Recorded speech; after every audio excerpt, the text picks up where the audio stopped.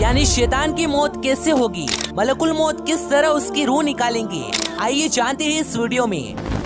نبی کریم صلی اللہ علیہ وسلم نے قیامت کی نشانیوں کے بارے میں بتایا۔ قیامت کی ایک نشانی یہ بھی ہے کہ سورج مشرق کے بجائے مغرب سے طلوع ہوگا، یعنی مغرب سے نکلے گا۔ یہ وہ وقت ہوگا جب لوگ اپنے روزمرہ کے کام کر کے سو جائیں گے اور رات آ جائے گی۔ یہ رات 3 راتوں کے برابر ہوگی۔ لوگ سو کر اٹھیں گے لیکن یہ رات ختم ہونے کا نام ہی نہیں لے گی۔ رات کی نہ ختم ہونے کی وجہ سے لوگ پریشان ہو جائیں گے۔ آخر کار لمبے انتظار کے بعد سورج مغرب سے نکلے گا اور کچھ دیر نکلنے کے بعد دوبارہ ڈوب جائے گا اور اس کے بعد دوبارہ مشرق سے نکلے گا۔ یہ منظر دیکھ کر شیطان دہاڑے مار مار کر روئے گا۔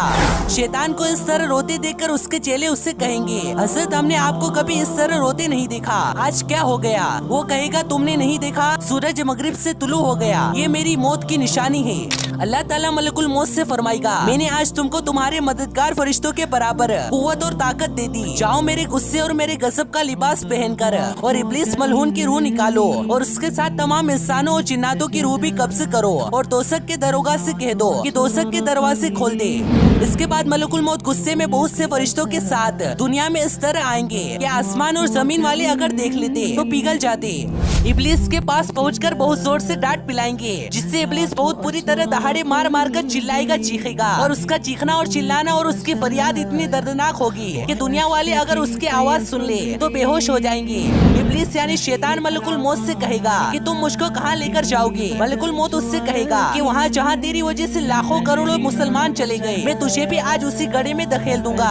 ابھی تو نے بہت لمبی عمر پائی اور بے شمار انسانوں کو گمراہ کیا جو تیرے ساتھ جہنم میں جائیں گی، آج ان سب کے برابر تجھے موت کا مزہ چکھاؤں گا۔ تیری مہلت اور ڈھیل کا وقت ختم ہو گیا، اب تو موت سے بھاگ نہیں سکتا۔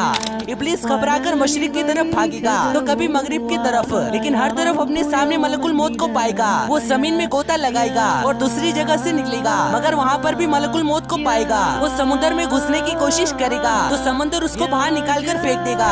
اس کے بعد وہ حضرت آدم علیہ السلام کی قبر کے پاس پہنچ جائے گا اور قبر کے سامنے کھڑا ہو کر کہے گا، اے آدم، تمہاری وجہ سے میں ملعون اور مردود ہو گیا، کاش کہ تم پیدا ہی نہ ہوتے۔ پھر ملک الموت سے فرمائے گا، اے ملک الموت، کتنی تکلیف اور سختی کے ساتھ میری جان نکالو گے؟ فرمائیں گے، جتنے لوگ جہنم میں موجود ہیں ان سب کی موت سے کئی زیادہ تمہاری موت دردناک ہوگی۔ یہ سن کر ابلیس یعنی شیطان تڑپ جائے گا، چیخے گا، چلائے گا اور ادھر ادھر بھاگے گا، اور جس جگہ ابلیس کی موت لکھی ہے اس جگہ جا کر گر جائے گا۔ وہ جگہ آگ کے انگاروں کی طرح سرخ لال ہوگی اور وہاں جہنم کے سنڈاسیاں لگی ہوگی، ان سنڈاسیوں سے تڑپا تڑپا کر اس کی جان نکالی جائے گی۔ حضرت آدم علیہ السلام اور حوا علیہ السلام سے کہا جائے گا، ذرا اپنے دشمن کو تو دیکھو کس طرح ذلت کے ساتھ مر رہا ہے۔ وہ دیکھ کر کہیں گی، یا اللہ، تو نے ہم پر اپنی نعمت کو مکمل فرما دیا۔ اس طرح ابلیس یعنی شیطان کی روح نکالی جائے گی اور وہ اپنے انجام تک پہنچ جائے گا۔